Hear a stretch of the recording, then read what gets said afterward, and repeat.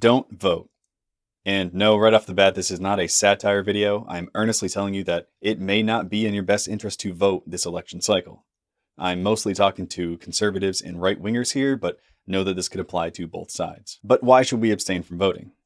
Many of you will already be thinking of one of a number of canned responses to what I've said so far in this video. Voting is your civic duty. We have to vote for the lesser of two evils. If you don't vote, then you can't complain about who gets elected and so on and so forth. But these and many others fail to address what is the key issue here, which is that to vote for a candidate is to assent to their platform, to signal to those running their campaign that you approve of the messaging that they have put out. Our message to gay Americans tonight is this. You're free to marry who you want, if you want, without the government standing in your way. And I think that, frankly, I wouldn't be surprised if me and Trump won just the normal gay guy vote. Because, again, they just wanted to be left the hell alone. But what should you do if, like so many other conservatives, you see the Republican Party shifting ever further away from real conservative values? It's not at all an original thought to say that modern-day conservatives are the liberals of 10 years ago, and for good reason. What about if you're an anti-war conservative? Trump has repeatedly signaled his undying support for Israel at a time when tensions are close to boiling over in the region. If you oppose these nouveau conservative values, then you can feel stuck in this ever downward trend when it comes to voting. Every election, you're presented with two candidates, both of which march ever onwards towards more and more liberalism. Now, if you examine each election by itself, without regard to larger and slower trends in politics, the choice will always be obvious. If you're a conservative, then the Republican Party is always going to align more closely with your values than will the Democratic one. So you will feel obligated to put the Republican in power, if for nothing else than to avoid putting the Democrat in power. You may even dislike the Republican candidate or platform, but you will inevitably come to the conclusion that it would be foolish not to vote for the lesser of two evils. The loop will then come to a close when in 4 to 8 years, when things have gotten even more woke, you're forced to choose another Republican candidate, more liberal than the last, but still not nearly as liberal as the new Democratic candidate. I'll be arguing in this video that there necessarily comes a time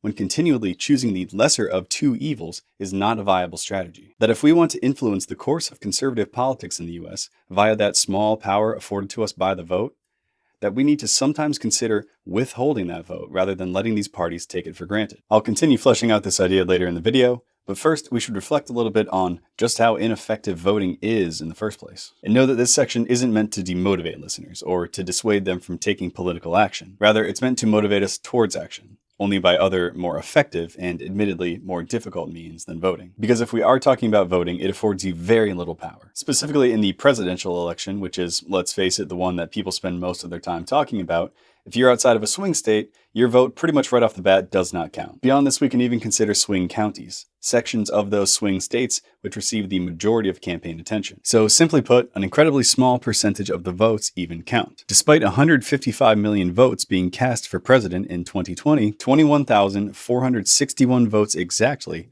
could have changed the outcome and seen a Trump victory. For those of us outside of swing states, one of the main reasons people even bother voting is as an act of self-expression. People want to identify with a certain party or candidates, policies, or personality, and voting helps them feel like they're part of the team. For the large number of people that vote this way, what was supposed to be this sacred civic duty has become little more than supporting a sports team. The Red Sox don't change their behavior whether you show up to Fenway or not, but the Red Sox fan may enjoy that he's reinforcing his connection to Boston or to his family, who is also full of Red Sox fans. This voting as a means of self-expression probably explains most of the hundreds of thousands of votes that third-party candidates get every year. But even if you are one of the few in swing states whose vote really counts, what is your one, we'll assume, well-educated vote against the vote of everybody else showing up on election day? Now, this is probably something you should just be able to intuit, but if you need some help understanding, let's look at the 2019 Annenberg Constitution Day Civic Survey. According to that survey, only 39% of voters polled could identify all three branches of government. 47%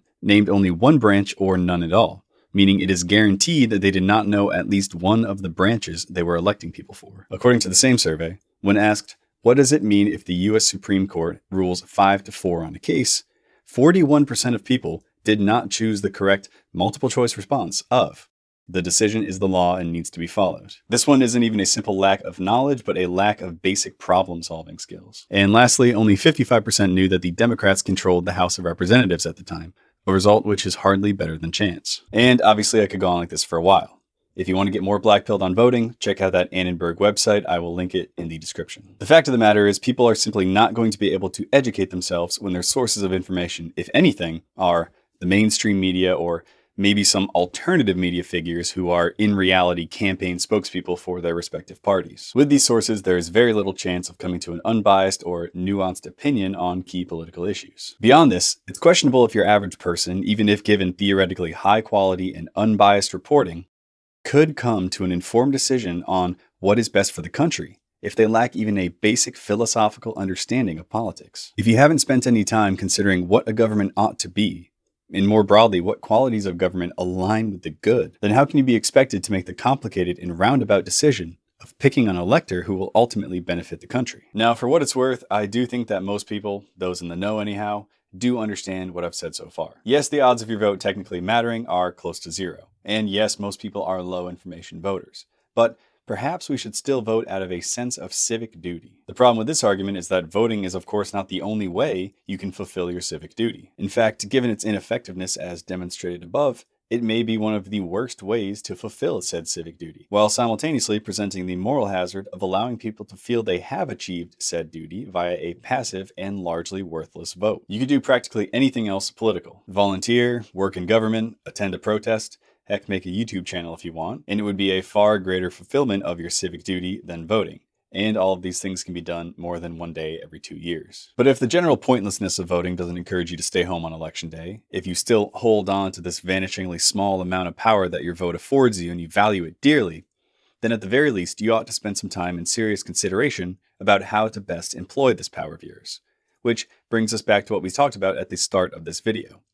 Is it legitimate to withhold your vote? Let's start by noting that the least effective way to make your voice heard by a campaign is to vote for them, to effectively endorse all of their policies. The campaigns will naturally take a large percentage of voters turning out from a certain demographic or region as a sign that they don't need to change anything in order to get their votes. And again, it's not enough to merely complain about those specific policies with which you disagree and then give that party your vote anyways because you want to vote for the lesser of two evils. The only thing which will significantly move the needle is to hit them where it hurts. And this is more relevant than ever in modern American elections, which are increasingly won by turning out one's base to vote rather than appealing to moderates. In years past, it was a good general strategy for candidates to engage in a so-called race to the middle, to appeal to swing voters, people who reliably will vote for different parties election to election. But over the years, perhaps because of increased political polarization, increased exposure to information, or any number of other factors, the number of these persuadable or undecided voters going into this election is at an all-time low. According to American National Election Surveys, between 1948 and 2004, an average of 17% of voters made their ultimate decision for who they would elect in the last 2 weeks before Election Day. That number shrank to just 6% in 2020, and we seem to be even more polarized going into this election. According to Emerson College polling, as of a whole 2 months ago on September 5th, 2024, only 3% of voters nationally considered themselves undecided. And that number shrank to only 1% by October 24th. Even in so-called swing states, which one might think would have a larger number of persuadable voters, we see these same record low numbers, with, for example, Michigan at 2% undecided and Pennsylvania at 3%. And while polls may be good at determining sentiment, they're not very good at determining whether or not that respondent will actually show up to vote on Election Day, which is another reason motivation is the most important factor. It's the largest unknown. This is why, especially in today's political climate, withholding your vote can be immensely powerful. The campaigns know that getting you out to vote, you who clearly falls on one of the two sides of the political aisle, is their win condition. So your decision on Election Day is not actually between two candidates. Almost everybody, including I suspect most of those people who claim to be undecided, knows which side they prefer. Now, I don't think I've technically discussed my political leanings on this channel before. While women were irrational and not to be trusted, obviously, if you believe in democracy for some reason, what will be the nature of the upcoming American dictatorship? 42% of the political guests on Joe Rogan's podcast are Jewish. But unsurprisingly, I would consider myself to be more on the conservative side of the aisle. So voting for Kamala Harris is not in the cards for me. Instead, my decision, and I think many of yours, is to choose whether or not I award the party which represents our side of politics with my vote, which is me de facto assenting to their policies and direction, or whether I abstain from voting in an attempt to signal that I do not support the Republicans' take on conservatism and that I want their direction to change. By way of metaphor, modern elections are unique in that they are not a decision between 1 or 0, Republican or Democrat. Rather, their decision between 1 and null, with 0 being pretty much unconscionable. That brings us to this election in particular and Trump. As a conservative, as anyone under the broad flag of right-wing or traditionalist, do you feel that the direction Trump is taking is correct? And to know that going forward, this is not me attacking Trump.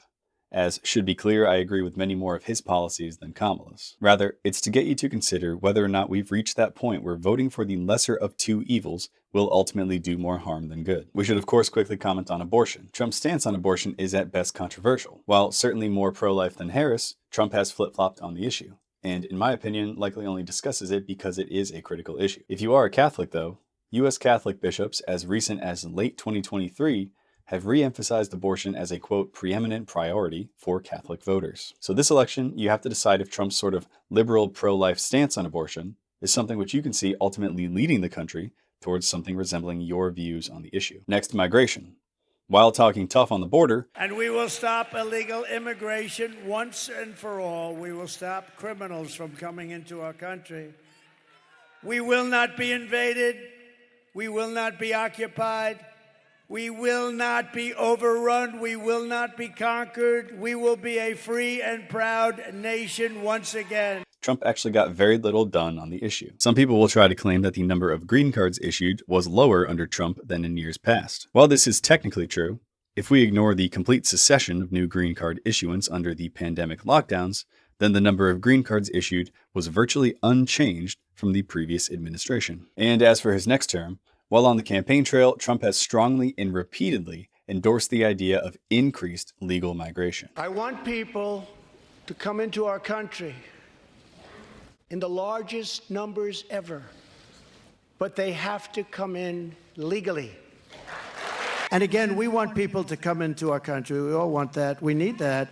But you know what? We want them to come in legally. They're going to come in legally and love for our country. First, we're going to close that border, and people are going to come in. You want people to come in. We need people to come in.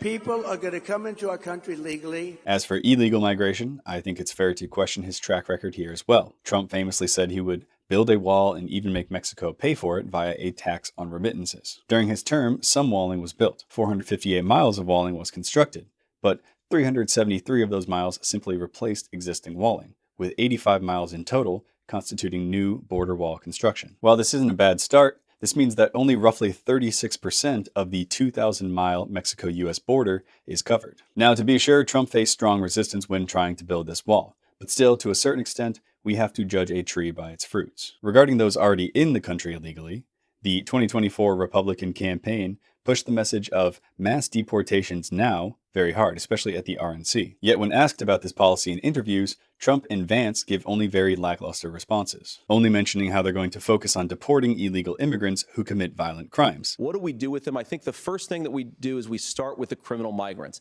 About 1 million of those people have committed some form of crime in addition to crossing the border illegally. I think you start with deportations on those folks. Additionally, if we look at Trump's first term, we see that throughout, arrests by ICE and removals by both ICE and CBP were down significantly as compared to even Obama's second term. And most concerning to me by far is Trump's undying support for Israel and her wars. We're here tonight because we believe that this vicious outbreak of militant and anti-Semitism is very militant, must be given no quarter, no safe harbor, no place in a civilized society. Just last week, Kamala even said she would consider imposing a full arms embargo against Israel. Major embargo, too. Just a complete embargo. Israel to get nothing. When I'm back in the Oval Office, I will support Israel's right to win its war on terror. They have to have a right to win the war.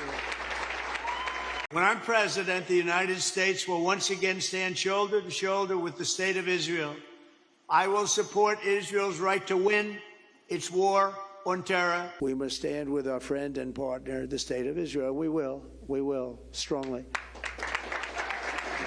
And we're going to make Israel great again, and we're going to make America great again. We're going to make them both great again. Trump's vice presidential pick, J.D. Vance, has also signaled his support for Israel and his willingness to fight Iran on behalf of Israel. But also Iran, Sean. A lot of people recognize that we need to do something with Iran, but not these weak little bombing runs. If you're going to punch the Iranians, you punch them hard, and that's what he did when he took out Soleimani. Well, we can't say for certain why Trump feels so strongly about supporting Israel. Perhaps he has considered the issue deeply and simply determined that they're in the right. This author is a little bit skeptical that it doesn't have something to do with the makeup of his campaign donors, of which 30% of the top 20 are ethnically Jewish. This genuinely is not to suggest something nefarious.